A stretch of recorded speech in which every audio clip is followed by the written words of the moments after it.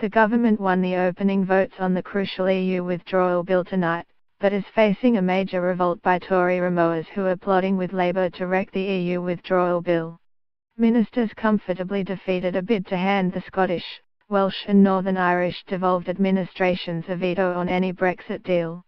Moves to repeal the legislation underpinning our EU membership on Brexit Day were also passed by a margin of 318 to 62. But hours of debate on the bill laid bare the scale of the challenge the government has in store to steward it safely through Parliament. Former Ministers Dominic Grieve, Anna Soubry, Nicky Morgan and Ken Clark are among up to 20 Tories who have signalled they are ready to vote against plans to put the date we leave the EU on the domestic statute books. Meanwhile, Labour is attempting to force the government into seeking a standstill transition, with EU judges keeping the same powers even after we technically leave the bloc. Brexit Minister Steve Baker warned that undermining the crucial legislation would leave the UK in a legal limbo, with potentially catastrophic consequences. And the rebel Conservatives have been hit with a furious backlash for collaborating with Labour to thwart key parts of the bill as it returns for detailed scrutiny in Parliament. Labour's Frank Field was embroiled in fiery clashes with Labour colleagues, and warned that the House of Lords would sound its own death knell if it tried to block the Brexit bill. Brexit Minister Steve Baker said undermining the crucial legislation would leave the UK in a legal limbo, with potentially catastrophic consequences.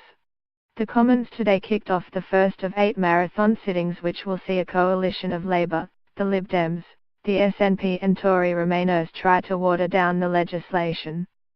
Former Attorney General Dominic Grieve accused Brexiteers of being delusional during the debate tonight. Tempers frayed tonight as the Commons kicked off the first of 8 marathon sittings which will see a cross-party coalition of Remainers try to water down the legislation.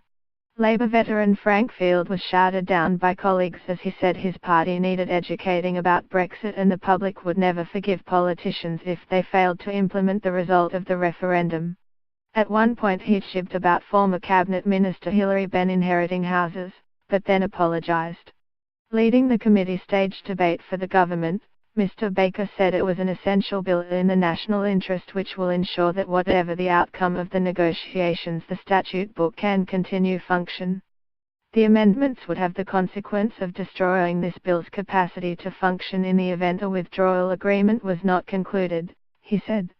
And let me be clear, as a consequence of these amendments the bill's crucial provisions could not come into effect until a second act was passed. The consequence would be legal chaos in the event that the second act was not passed before the 29th of March, 2019. He said if the amendments were passed, Britain would still leave the EU on March the 29th, 2019, but our domestic law would be in an unfit state and we could have legal chaos.